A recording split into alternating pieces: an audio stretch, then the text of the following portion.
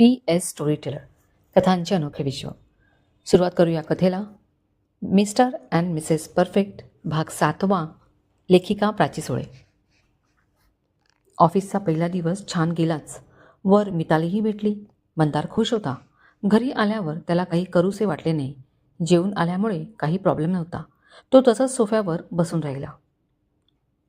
उद्या मिताली पुण्याला तिच्या घरी जाणार. आपलं घर ते आपलं. कदाचित मिताली भेटली नसती तर त्याला काही वाटले नसते. त्रयस्थपणे काम करून त्याने कामाचा कार्यकाळ पूर्ण केला असता. पण मिताली भेटली आणि सारे संदर्भ बदलून गेले. ती आता जाते तर त्याला उगाच इथे परक वाटू लागले. पण असं वाटून काही उपयोग नव्हता. त्याला काम तर करावं लागणारच होते.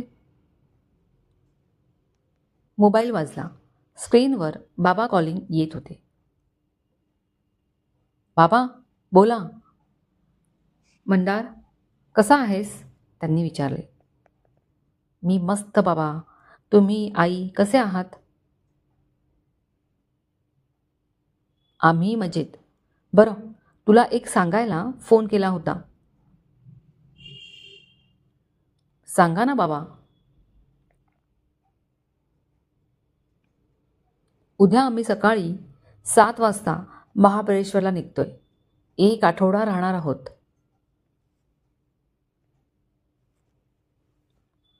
ओ हो बाबा, ग्रेट न्यूज. मज्जा आली ऐकून. जा, छान एन्जॉय करा.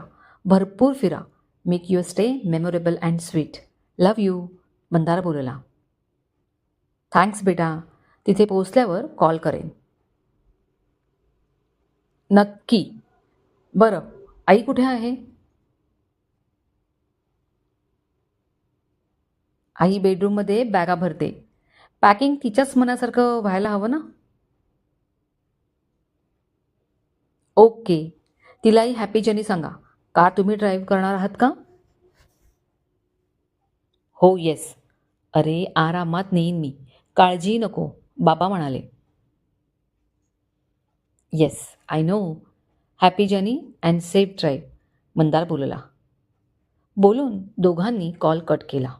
चला, म्हणजे आई बाबा फिरायला जात आहेत तर गुड. कपडे चेंज करून फ्रेश होऊन तो झोपायला गेला. उद्या ऑफिस होते.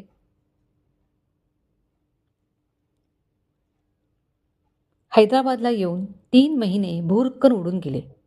ट्रेनिंगच्या कामात त्याला मितालीचा विसर पडला. म्हणजे आठवण यायची कधीमधी, पण तिच्याकडे माझा नंबर आहे. एकदाही वाटलं नाही का कॉल करावा. असेल ती कामात बिझी तर मीही एवढ्या लांब कामासाठीच आलो आहे. मलाही वेळ नाही आहे. उगाचच फक्त मोठ्या बाता मारायच्या. जाऊ दे. या स्वतःला सो कॉल्ड म्हणवणाऱ्या सुंदर मुली अशाच असतात. फिलिंग्स काही नसतातच. फक्त नवी ओळख झाली की तात्पुरती ठेवायची. मग कोण तू कोण मी. Leave it. मी का विचार करतोय नको त्या गोष्टींचा. नकोच ते. मंदार पुन्हा त्या वळणावर आला. हैदराबादच्या ऑफिसमध्ये तो सेटल झाला. हुशार असल्याने त्याने ट्रेनिंग लवकर आत्मसात केले. सुब्बाराव त्याच्यावर खुश होते. त्यांनी त्याचा रिपोर्ट मुंबईच्या हेड ऑफिसला कळवला. एक दिवस कामात असताना त्याच्या टेबलजवळ सुब्बाराव येऊन उभे राहिले. मंदारने पाहिले आणि पटकन उठून उभा राहिला. Yes sir. Any work is there? तो म्हणाला. No no, I came for an another work. ते हसून बोलले. Tell me sir.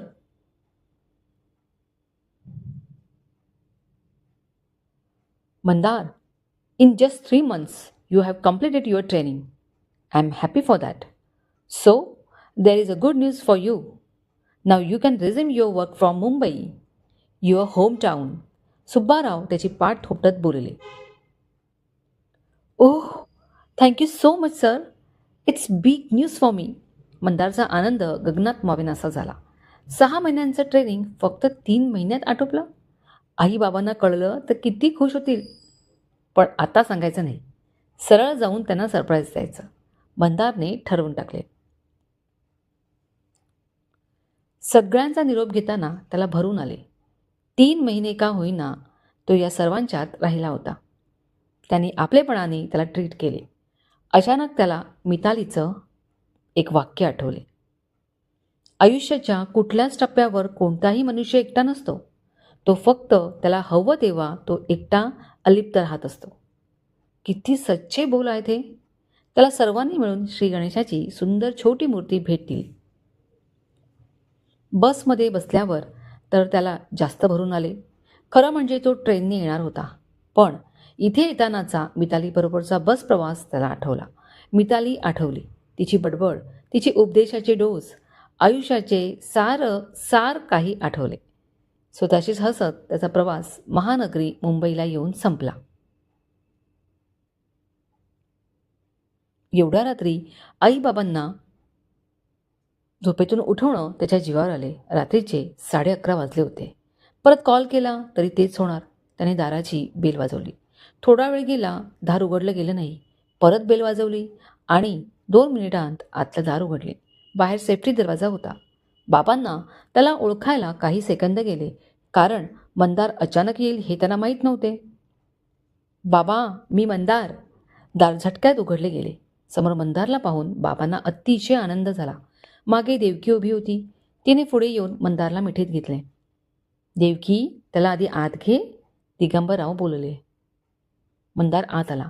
देवकीने पटकन जाऊन पाणी आणले. मंदार, असा अचानक कसा आलास? मला सांगायचे ना, मी आलो असतो तुला घ्यायला, बाबा बोलले. बाबा, सांगितले असते तर तुमच्या दोघांच्या चेहऱ्यावरचा आनंद कसा बघायला मिळाला असता? मंदार डोळे मिचकावत बोलला. तरीसुद्धा राजा, असं परत कधी करू नकोस. आम्हाला कळवायचं ना, देवकी डोळ्याला पदर लावत बोलले. मंदारने तिला जवळ घेतले. माझी आई, मी सुखरूप आलो ना. मला फक्त तुम्हाला सरप्राईज द्यायचं होतं. पण प्रॉमिस, परत असं करणार नाही. आता हस पाहू. मंदार तिची समजूत घालत बोलला. मला सांग, तू काही खाल्लं आहेस का? नाही तर जेवण गरम करते लगेच. थोडं खाऊन घे, देवकी बोलली.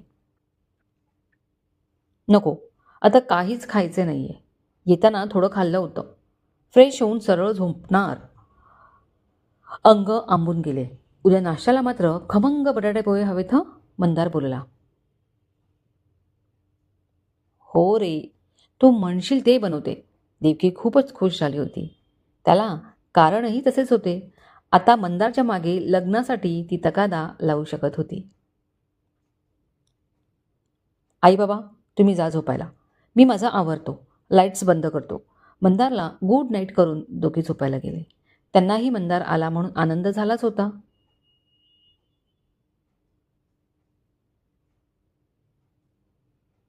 देवकीने खमंग गरमागरम बटाटे पोह्याची डिश मंदारसमोर ठेवली. बाजूला लिंबाची फोड, त्याची आवडती कडक कॉफी. मंदार, 6 महिन्यांचा गेला होतास तो 3 महिन्यांनीच परत आला. हे कसं काय बाबा? दिगंबररावांनी पोह्याचा चमचा तोंडात टाकत विचारले. बाजूला देवकीही बसली होती. मंदारने त्याच्या ट्रेनिंगबद्दल सांगितले. सुब्बाराव सरांनी त्याची केलेली तारीफ आणि मुंबईला परत पोस्टिंगची गुड न्यूज दिली हे सारं सांगितले.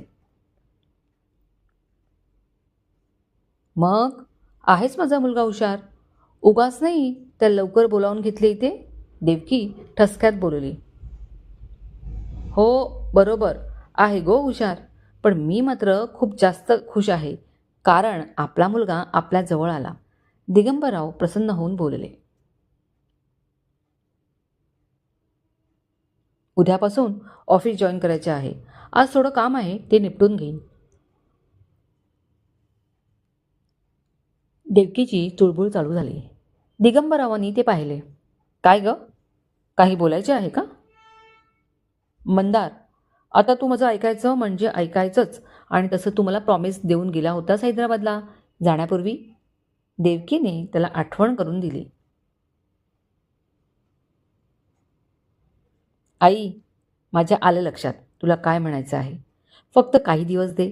इथल्या कामाचं सगळं सेटल होऊ दे. मग तू म्हणशील ते. तिला तात्पुरतं शांत करण्यासाठी तो बोलला. तू तो फोटो तरी पाहिलास का?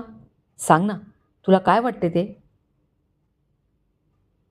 आता आलोय ना, फोटो बघतो आणि सांगतोही. नक्की. मंदार, 30 मुली नाकारल्या आहेस रे तू. आता कुठली मुलगी तुला मिसेस परफेक्ट म्हणून शोधू सांग. संसारात असं काही नसतं रे सोन्या. दोघांनी समजून सांभाळून घेतलं की काही प्रॉब्लेम येत नाही, की कुठे अडतही नाही. मी आणि बाबा बघ, 31 वर्षांचा संसार आहे आमचा, पण कधी खट्ट झाले नाही. देवकी पोटतिडकीने बोलत होती. आपल्या आईची कळकळ मंदारला समजत होती. निदान तिच्यासाठी तरी तो फोटो बघायचा. शेवटी नकार देणं आपल्याच हातात आहे. काहीतरी कारण ठोकून द्यायचं. ही 31वी, पुढे 32वी बघू.